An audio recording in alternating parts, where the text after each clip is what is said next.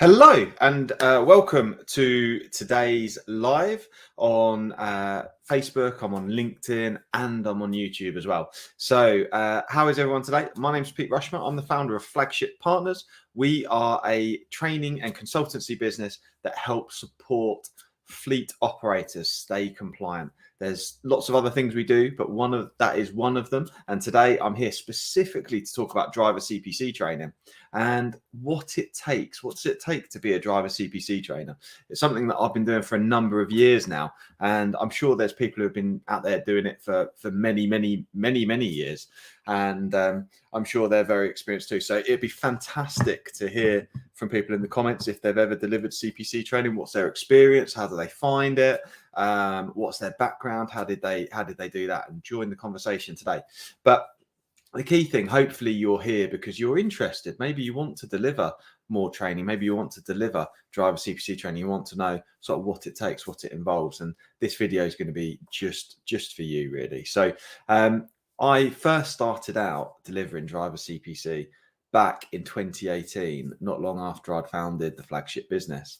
And my first experience, I delivered training to three guys at upstairs in a pub in Yaxley, Carvery pub in Yaxley near Peterborough. Some of you may know it. But yeah, and it was only to three people, and it was tricky. I got audited. It was Jaupt at the time. Jaupt no longer exists, but I got audited by Jaupt, and I was very nervous. I was a bit anxious and didn't really know what to expect.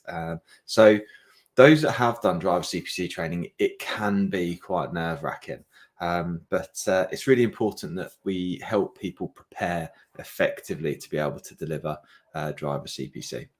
But there's three key things. If you were to speak to formerly Jaupt and now DVSA, if you were to speak to them, there's three key things that they look for a driver CPC trainer. And you can find some guidance online. If you were to look at the Jaupt website, there is a guidance document there around some of the things that they look for from a driver CPC trainer. And the first of the three things they look for is training skills. Okay, so first of all, are you qualified to train? Now, from a driver CPC point of view, and different courses have different expectations.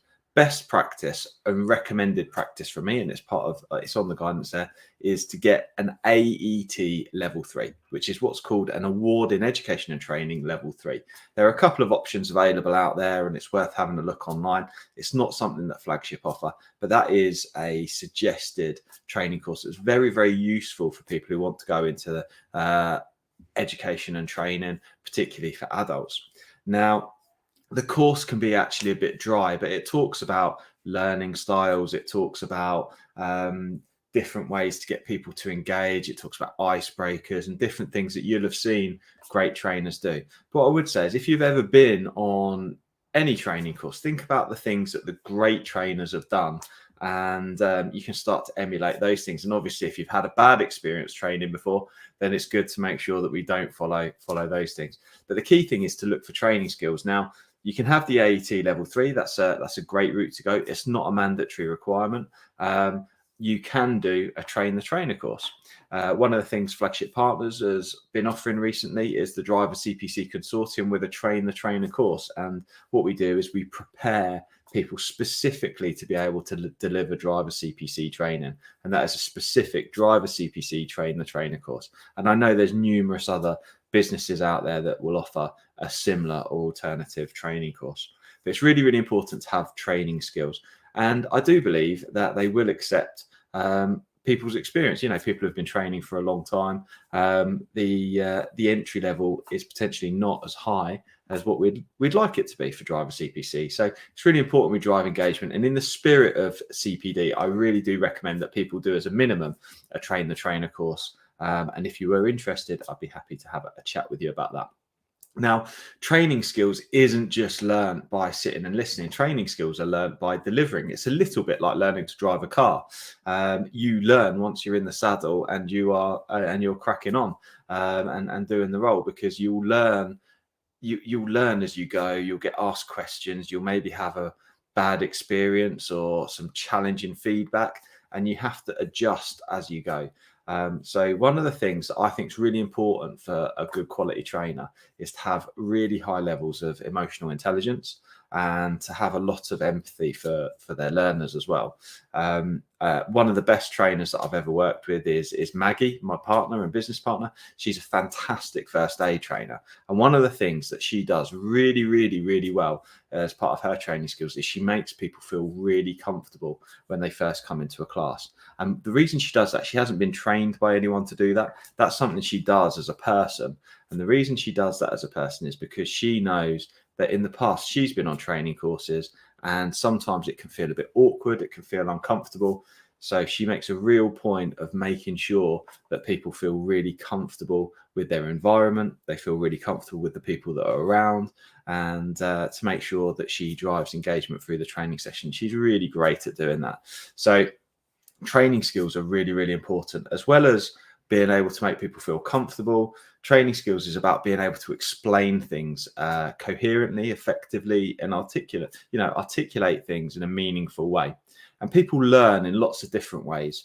So, for example, some people will learn by doing things, some people will learn by watching, some people will learn by listening. And it's important when you deliver training that you are able to accommodate all of those different learning styles for people.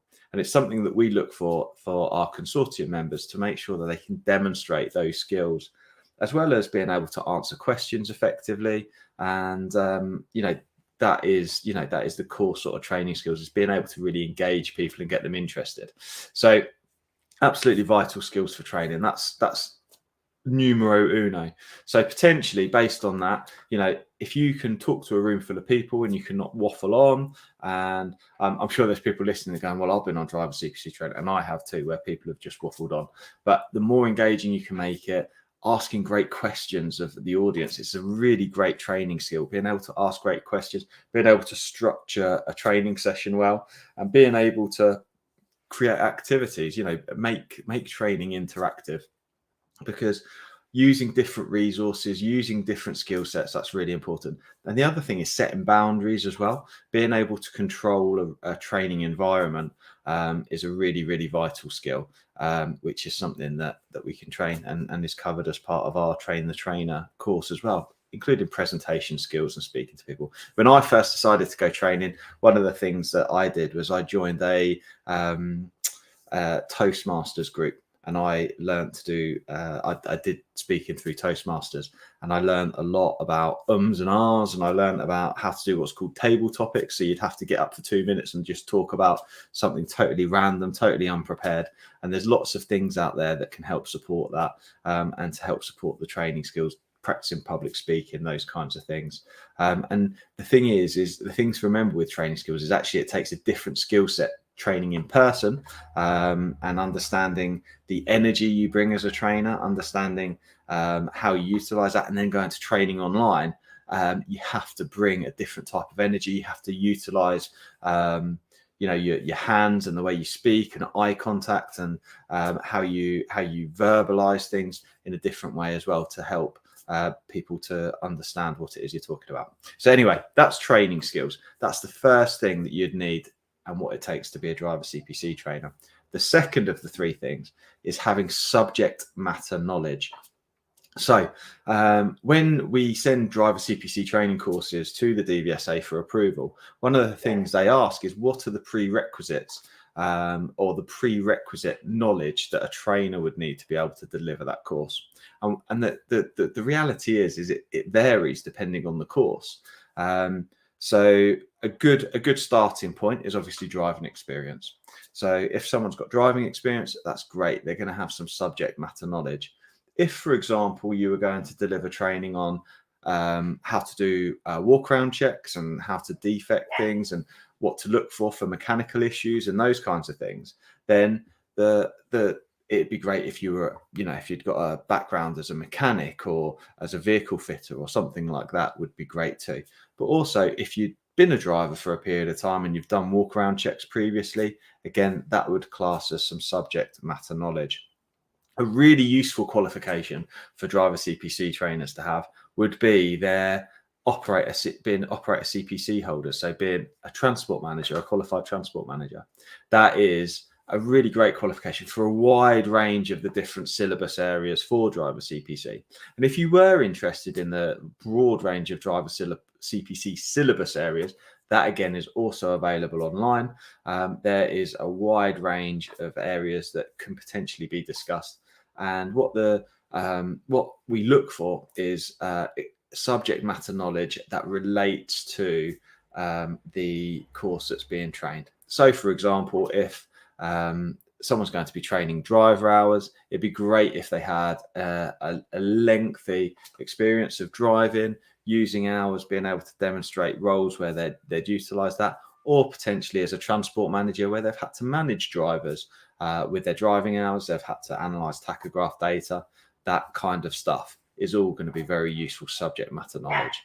So one of the things we'd look for example, with dangerous goods is, has someone got, if there's a course on dangerous goods, have they got the relevant experience for that?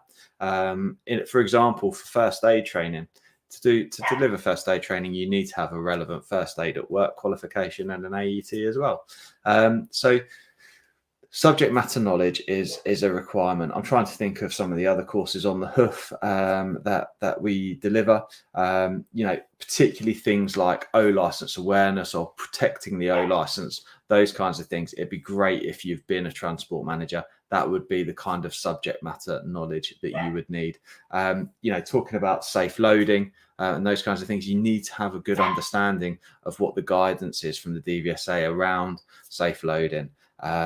Same with vehicle checks. I did discuss that before. Mental health training, for example, it'd be good for you to have a mental health instructor's qualification or a relevant train the trainer.